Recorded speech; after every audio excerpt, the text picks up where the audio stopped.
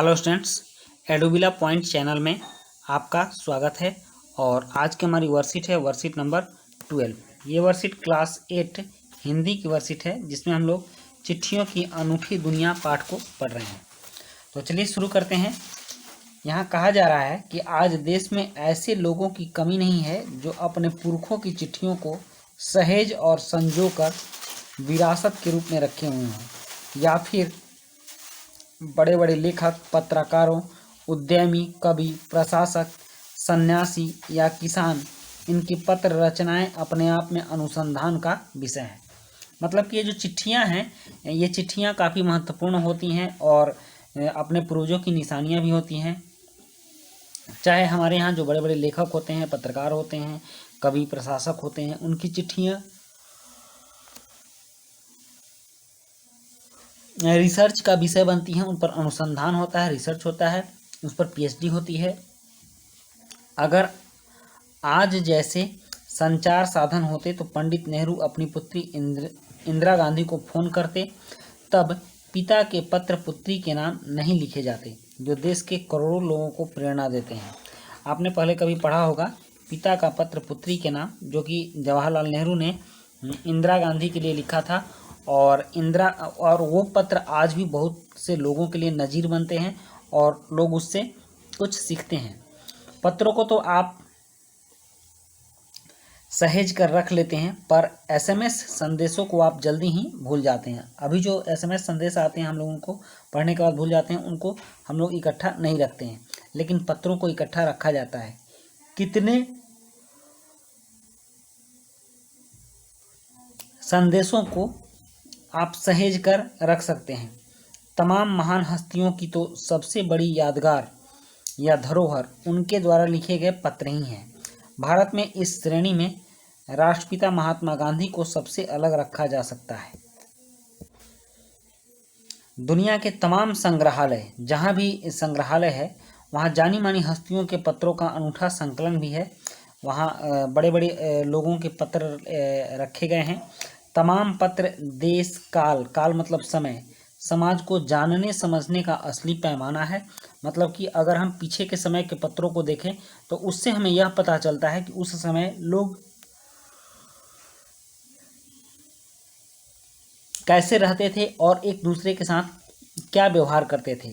भारत में आज़ादी के पहले महासंग्राम के दिनों में, मतलब जो आज़ादी की लड़ाई चल रही थी उन दिनों में, जो कुछ अंग्रेज अफसरों ने अपने परिवारजनों को पत्र में लिखे, वे आगे चलकर बहुत ही महत्व की पुस्तक तक बन गए। मतलब उस समय अंग्रेज कैसा व्यवहार करते थे और भारत के बारे में क्या लिखते थे, क्या जानकारी देते थे, ये उनकी पत्रों से पता चलता है। इन पत्रों ने साबित किया कि यह संग्राम कितनी ज़मीनी मजबूती लिए हुए था। मतलब कि यह कितना ज़मीनी स्तर से, निचले स्तर से शुरू हुआ था और कितने लोग इसमें इन्वॉल्व थे, वो उनके पत्रों से पता चलता है। महात्मा गांधी के पास दुनिया भर के तमाम पत्र केवल महात्मा गांधी इंडिया लिख के आते थे, और वे जहाँ भी रहते थे वहाँ तक पहुँच जाते थे। आज़ादी के आंदोलन की कई अन्य दिग्गज हस्तियों के साथ भी ऐसा ही था। गांधी जी के पास देश दुनिया से बड़ी संख्या में पत्र पहुँचते थे, पर पत्रों का जवाब देने के मामले में उनका कोई जोड़ नहीं था। कहा जाता है कि जैसे ही उन्हें पत्र मिलता था उसी समय वे उसका जवाब भी लिख देते थे। अपने हाथों से ही ज़्यादातर पत्रों का जवाब देते थे। जब लिखते लिखते उनका दाहिना हाथ दर्द करने लगता था तो बाएं हाथ से लिखने में जुट जाते थे। महात्मा गांधी ही नहीं, आंदोलन के तमाम नायकों के पत्र गांव-गांव में मिल जाते हैं, और पत्र भेजने वाले लोग उन पत्रों को किसी प्रशस्ति पत्र से कम नहीं मानते। और कई लोगों ने तो उन पत्रों को फ्रेम कराकर, मतलब उसको शीशे में मढ़वा कर रख लिया है। यह है पत्रों का जादू। मतलब कि पत्रों के महत्व को समझ करके लोगों ने जो फ्रेम करा करके रखा है उसे ही पत्रों का जादू कहते हैं। यही नहीं, पत्रों के आधार पर ही कई भाषाओं में जाने कितनी किताबें लिखी जा चुकी हैं। मतलब कि पत्रों के आधार पर ही बहुत सारी किताबें भी लिखी गई हैं।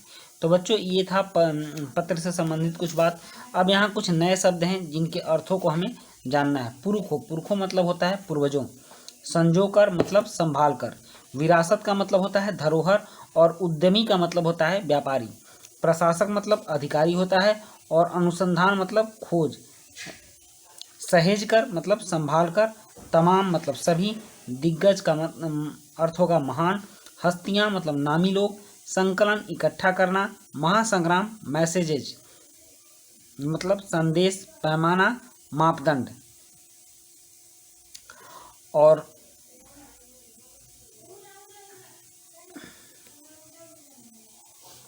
प्रशस्ति पत्र मतलब प्रशंसा पत्र। तो इस तरह से कुछ नए शब्दों के अर्थ भी हमने जान लिए। अब यहाँ कुछ प्रश्न दिए गए हैं, यहाँ 4 प्रश्न है और 5वां एक गतिविधि है। गतिविधि में ये है कि पहली गतिविधि में आपको पत्र से जुड़े शब्द बनाने हैं और एक प्रत्यय लगा करके कुछ शब्द बनाने हैं। तो चलिए इन प्रश्नों के उत्तर देखते हैं। यहाँ पहला प्रश्न है, लोग क्या संजो कर रखते हैं और क्यों? तो इसका उत्तर है, लोग अपने पुरखों की चिट्ठियों को संजो कर रखते हैं क्योंकि यह चिट्ठियां ही उनकी विरासत हैं।